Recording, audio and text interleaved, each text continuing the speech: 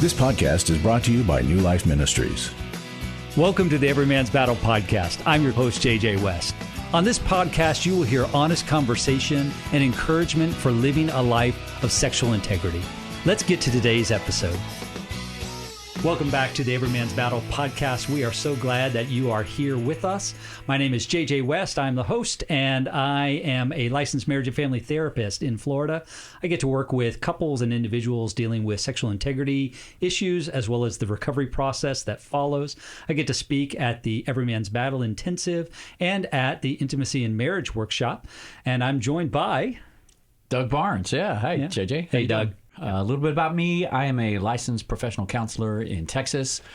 Have been for a long time. I've had the privilege of working with the Every Man's Battle Intensive for a long time now. I facilitate the small groups for the weekend.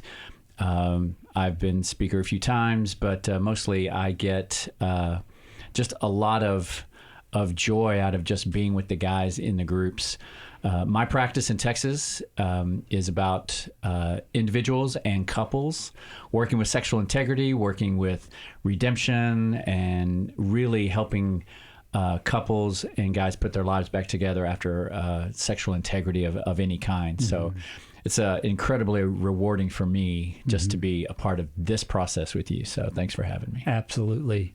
And we are joined in studio today. Yes, we are. By Marc Cameron. We are so glad, Marc, that you are joining us today. Marc is a fellow licensed marriage and family therapist like myself, so we get to outnumber Doug today, which is super exciting. It's okay. Marc also serves here in California in private practice, as well as works with Mylon and Kay Yurkovich in How We Love. Yes. And Marc serves alongside us at the Intimacy and Marriage Workshop, which we've loved getting to work with Marc, and works with individuals, families, couples, both with the recovery process, but also, I mean, when you read Marc's bio, he does everything.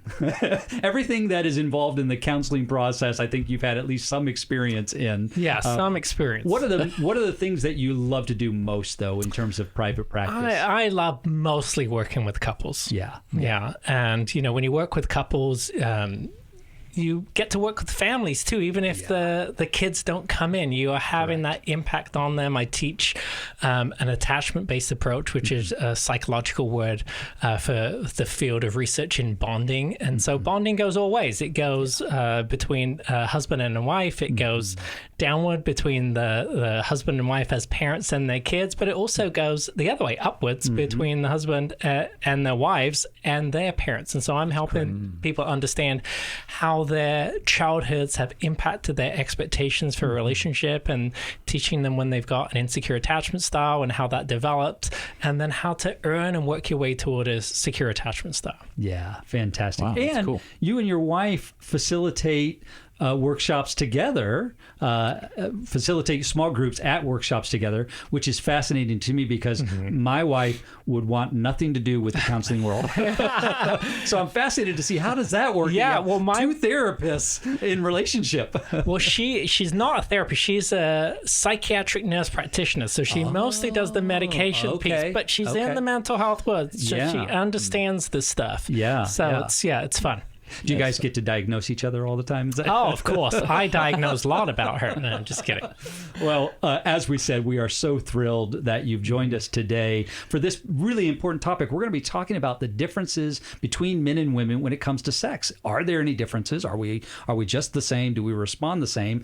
And I was talking about the Intimacy and Marriage Workshop, and at a recent one, Marc shared with the audience some of those differences, some of the neurochemical differences, some of the emotional differences in the ways that men and women approach or respond sexually. And I would love for you to share some of that list with the audience so that we can start to have a framework, have a basis to talk about why, if there are any differences, why are those differences there? And what do we do in response to the fact that there are differences? So could you share with the audience some of the things? Absolutely. So this is really the sex education that you didn't get at school, but it's so important. Now, the reason why this is so important is we've got to understand the design of something. You're not going to take your car out on the lake, or you wouldn't try and drive your boat out on the road, because it's not designed that way. So we really need to understand our design so that we can know how do we approach each other for success. And so, some of the differences that I shared, which have, they're complete opposites on many different things. And so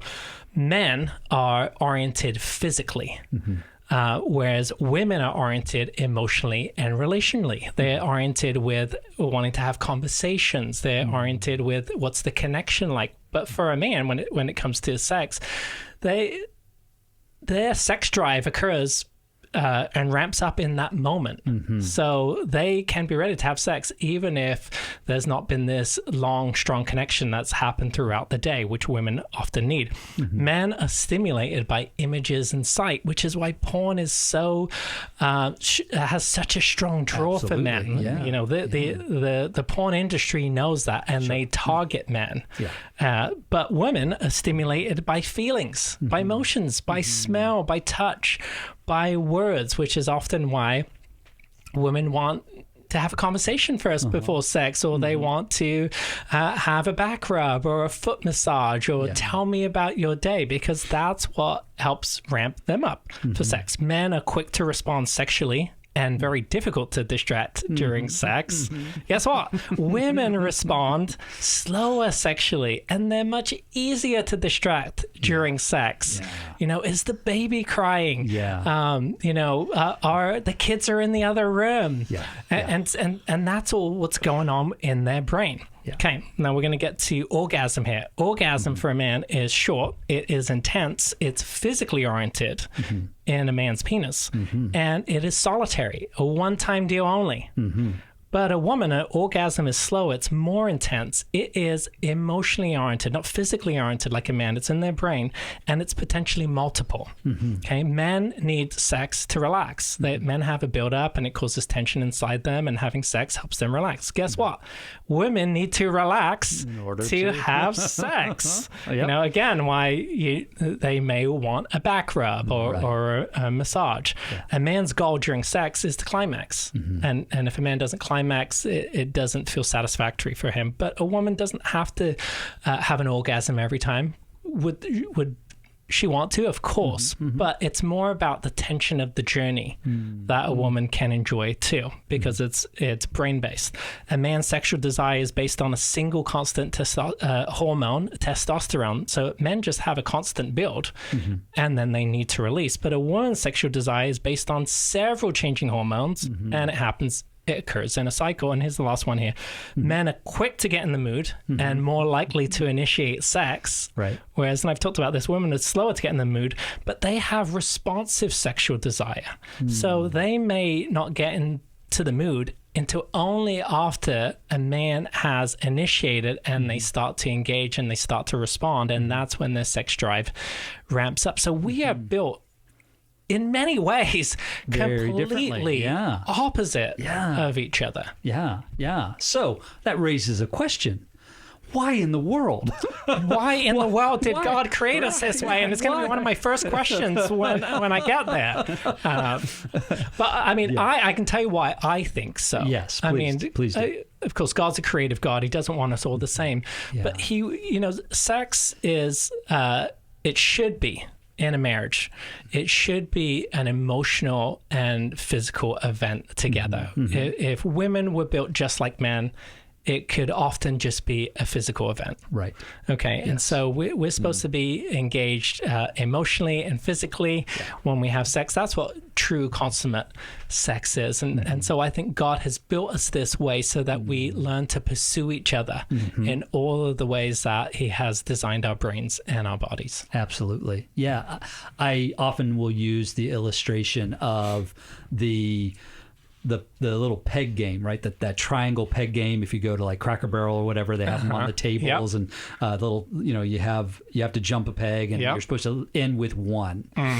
And I know how to do that. I've figured out the pattern. I know how to complete the peg game. And if I'm going out with people that I maybe don't know that well, I'll do it just to impress them, right? I want them to see how smart I am, so I'll show them I can solve it. But you know what I don't do? I don't sit at home and play the peg game because I know how to do it. It's very familiar to me. There's no challenge there. There's nothing that engages me about that other than maybe just remembering the pattern. But it's a low level engagement. And to your point, I think if God made us all the same, especially for men, maybe different for women, but I think especially for men, we want to be engaged. We need to be engaged.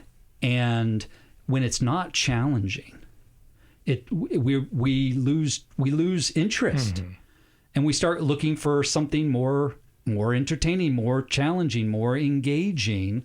So once you've mastered it, you move on to something else. And because we're so polar opposite, different in so many ways, I think it creates a lifetime of challenge. It creates this lifetime of engagement. What we sometimes do, so it's the difference between the peg game or maybe tic-tac-toe versus the labyrinth with walls that are ever changing. You know, a woman's heart, I think, is much more like that, this labyrinth with walls that are changing. And we can either choose to respond with, this engages me and I'm challenged by this, or we respond with, this wall wasn't here yesterday. I don't understand why it's here today. This isn't fair. I'm out of here, right? But the idea of those differences engaging us to learn more and grow and change ourselves. I think that's part of what you're saying and part of why God designed us so differently. Yeah, and we're all made in the image of God. Yeah. And so, females are designed after God. So that's a part of how God is. Males are designed after God. It's a part of how God is. And so God has designed us to work this way in relationship. And as we learn how to seek and pursue each other, we'll learn how to seek and pursue God too, and vice versa. Yeah. It's not about our own desires. So I have a question here. Something that I thought of is I'm listening. Talk a little bit about how in your practice or with the guys that you come in contact with, the husbands anyway, I'll own it. I did not learn how to engage. And so, I hear a lot of that in especially in my own practice of, I'm not in touch with my emotions. I don't want to be touchy-feely. It's almost forgive the words, I don't want to work for it kind of attitude. That's how it translates, but that's a little harsh. But talk a little bit about how you win a guy over to start engaging his wife as opposed to it being physical. Now I'm involving not only the physical, but the spiritual and the emotional in that. Yeah, this is a big part of where I start, is just helping men understand the differences between male and female, because as you said, JJ, with the peg game, they only know one strategy, and they are assuming a woman, their wife, is aroused in the same way that they are. Yes. And men can be forgiven for that, right? Because that's what they're used to. Society. Media tell us that. Sure. Even if you take away porn, you watch TV shows, they show you that a woman is an aggressor. A woman initiates sex. There doesn't need to be all this deep emotional connection before that happens. And then if you watch pornography, it's really a woman behaving like a man. And so your brain gets primed for, okay, well, I'm aroused this way, and this is the way I work, and so you should be aroused this way. And men can be the architects of their own downfall in certain ways, because I've heard men say, well, my wife doesn't pursue me, she doesn't come after me, she doesn't initiate sex. But guess what? Women have responsive desire. Men have spontaneous desire. Yeah. So she's not designed that way. It doesn't mean because she's not pursuing or initiating sex with you that she's not into it or she doesn't like it. She's just following her design. So if you don't follow the design of something, if you put oil in your gas tank or gas where you're supposed to have oil, what do you expect is going to happen? Right. It's going to break down. It's going to malfunction. And so, and I started by saying, like, this is the sex education that you didn't get. This truly is the sex education that we should get and understand. And I didn't learn and understand this till just a few years ago. Yeah. That's good. And so then we are perpetuating that brokenness over and over. Oh, and yes. over, right? Yeah, we're perpetuating the cycle. Yeah. And so to that point, then what happens to the woman's heart if the man just stays on that track of she must respond the exact same way I do, so I'm just going to pursue her the way that I get aroused, I'm going to pursue her the way that I'm interested? What happens to the woman's heart if that's my only approach? Well, yeah, it's interesting because a woman is also feeling rejected in the same way that a man feels rejected. Men often perceive that their wives are the gatekeepers for sex, and the reason being because men have a physical buildup that needs a release, and it just keeps on building up and then release, keeps on building up and then release. Whereas a woman doesn't have that. But a woman, she does want to have emotional intimacy.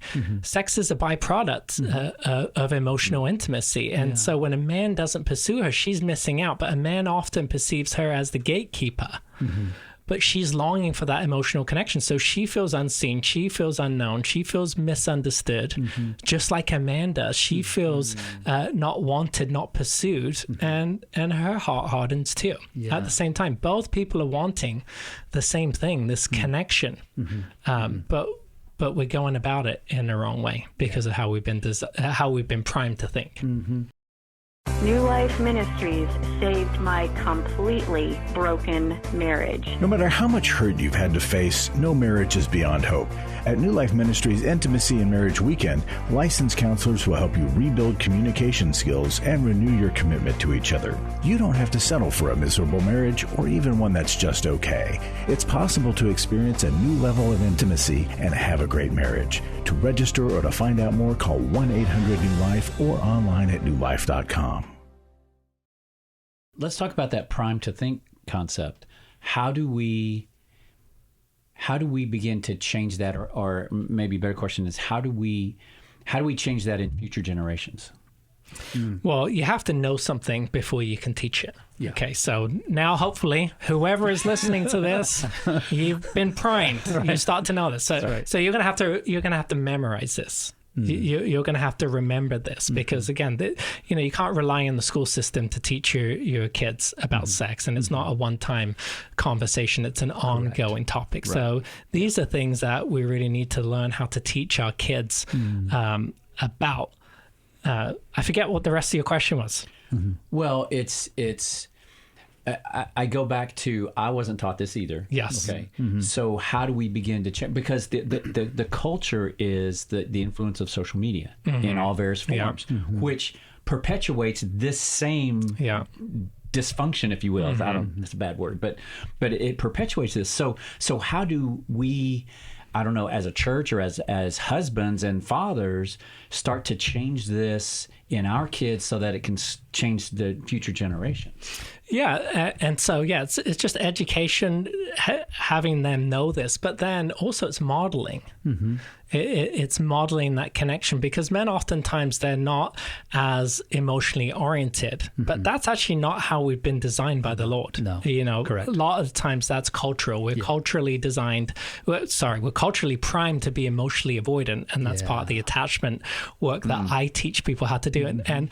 And we, as men especially, can tend to overgeneralize. Well, men are just like this and women are just like this, and I'm not really designed to be that way. But guess what? You are designed to be that way, because when babies come out the womb, male babies and female babies, they need the same emotional connection and attunement for a parent for their brain to grow. And that's the foundational building blocks of connection. So we are designed to be this way. But as men get older in our culture, we're socially socialized to be avoidant.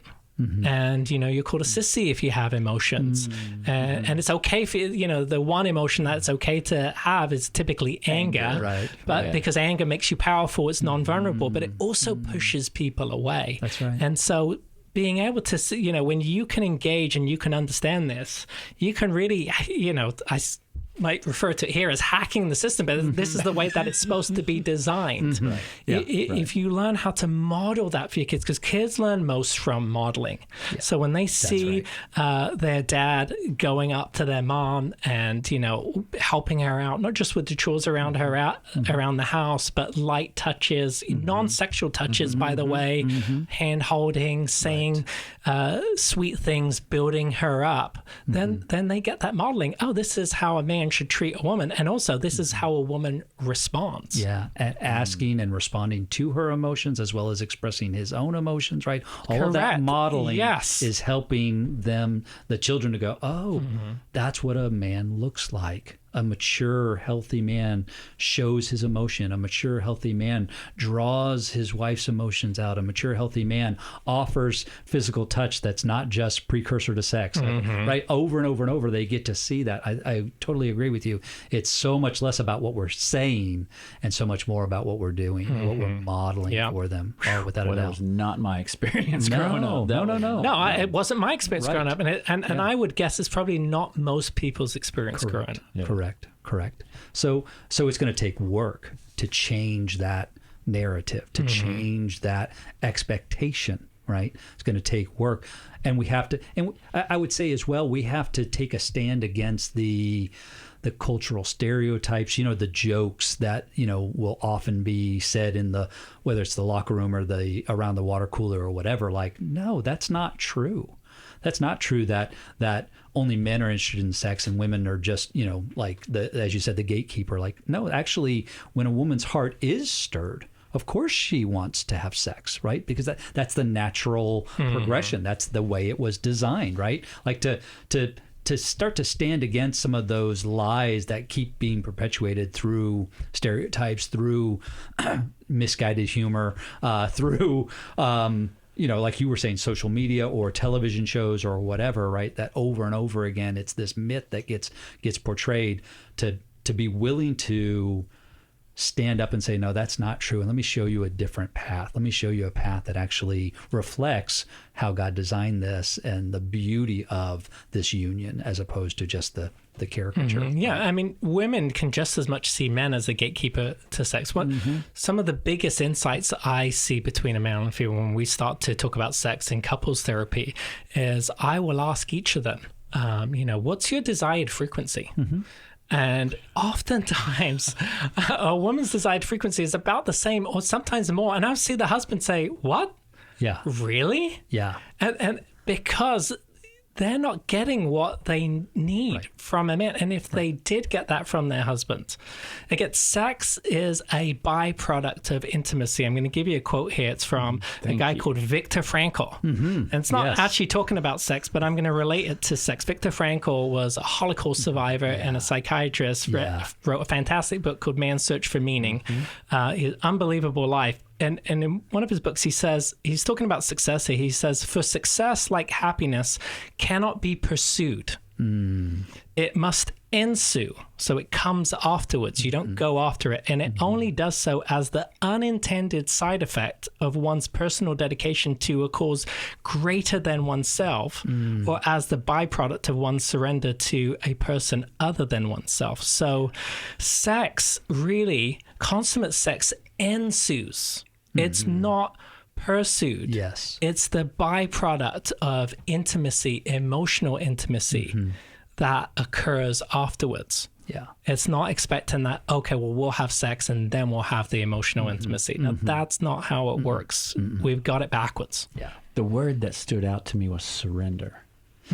The word that stood out to me and what you just said was surrender to the other person. And so Scripture talks about husbands and wives surrendering to each other. Yeah. I just made that connection. That's really beautiful. That is a really cool description. Yeah. That's something that I think has a practical application in how we rethink about our sexual relationships with each other as husbands and wives. Well, and to take it a step further, oftentimes we think of the idea of surrender as I surrender to a force more powerful than me. I surrender. I give up. You've overwhelmed me. You've overtaken me. That is certainly one of the ways that we surrender. That's a biblical model of surrender. One of the biblical models of surrender, that God is greater than us and we surrender to him. But there's another definition of surrender where two lovers surrender themselves to each other. Not because you're more powerful than me, but because I trust you. I surrender to you. There's that word again, trust. Right? Yeah. But trust, again, that's built up over time. That's not immediate. That's not, I walk in the door and, okay, you must trust me now, right? So am I doing the work to create a scenario, create an environment where you do trust me, where surrender, again, is that natural byproduct that ensues because of the work done to build connection, to build that bond, right? Yeah. So, Mark, let me ask this. What can someone who's in the audience, they're listening to the podcast, they're like, okay, that sounds good. I want to do what these guys are talking about. I want to learn how to pursue her heart. I want to learn how to, for us as a couple to function the way we were designed. How do I do it? What do I need more guidance. I need more help. Where could someone go to learn more or to be reminded of, other than just listening to the episode on repeat? Where else can they go to learn more so that they can start to live this out? Yeah, one resource that I would suggest is a book by a psychologist called Dr. Julie Slattery. She wrote a book called God, Sex, and Your Marriage. And it's a very, very balanced book here. And so can we talk about porn for a second? Oh, without a doubt. Here? On this podcast? Of course we can. Of course we can. And so she has just some really amazing insights in her book. And one of the biggest insights that I took, there's many that I took from her book, but she talks about how the different chemicals in the brain when we have different types of sex. Okay, so when we have new sex, a different kind of chemical goes off in the brain to bond us to that person. New sex as like sex for the first time with like with a new partner. Yes, with a new partner. Exactly. Yeah. Sorry, new sex, new partner. I just want to make sure I'm tracking. No, you're tracking. That's probably everybody was asking too. Like already doing what is new sex? New sex. Let me figure this out. So different chemicals go off in your brain, and the chemicals that bond you, and the chemicals that cause you to be excited. But when you look at pornography, when men look at pornography, they need to have deeper and deeper levels of stimulation because a chemical called dopamine goes off in your brain, which is the reward chemical, and it gets desensitized over time. So you need more and more and more, and you need different. Yeah. And so most men's experience when they're looking at porn is something different every single time. Well, guess what? All of these chemicals are going off in your brain. You're building, we have neural pathways for many different things. We have neural pathways for sex. And so your neural pathway for sex is new sex. Well, guess what? You're now chemically bonding to pornography, and you're conditioning yourself to want to have new sex every single time. Well, you're not having new sex with your wife every time. She's, the Bible says, be happy with the wife of your youth. Yeah. Okay, so you are actually conditioning yourself to reject your wife. Yeah. Chemically, and then also with the images, because bodies age, so you can't keep up with that. And so a man changes their baseline, and they get bonded. And a man's bonding chemical is called vasopressin. In fact, after sex, vasopressin can go up 500% and cause a man to want to connect more with his wife. And so, when men expect their wives to perform like the sex acts like they see in pornography, they're trying to go after something new is what they're really trying to do. And it's not an emotional connection that's happening. And your wife's sexual brakes get turned on there. She feels used. She feels and your sexual accelerator is way too sensitive because of how you primed yourself. So this transformation really comes down to confession. Going to your wife and saying, hey, listen, I'm learning a whole lot of things. And there's differences between us that I didn't realize. Yes. And I want you to know that, I'm not pleading the ignorance case here, but I am saying that I didn't know. And now that I do know, I see that there's differences and I was pursuing you in a different way. And I just want to apologize for that. I just want to say sorry if your wife knows about your pornography use, or if she doesn't, confess that and tell her that you've primed yourself to reject her and not pursue her. And that's something that you want to change. If you can have that kind of vulnerable conversation, guess what I said about wives? They want that emotional connection. They want that vulnerability. They will actually draw closer to you. Sure, if you're confessing something for the first time, or there's been, a lot of tension, there may be anger, but that's just probably because they feel like they're being allowed to have the anger in that moment. But that, as you confess, that will subside and they will feel closer to you. But this is the way back, right? You've gone a long way down a path, and that's what repentance is. Repentance is a U-turn. Yeah. So you got to U-turn and you got to come back down the path. Don't expect it to be instantaneously and that everything's going to change. But growth is hard work. It's pain. It's discomfort. It's effort. Right.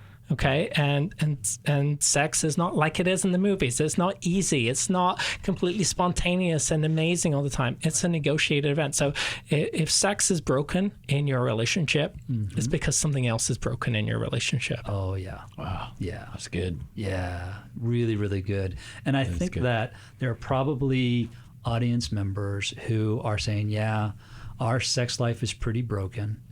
It's not what I would want it to be.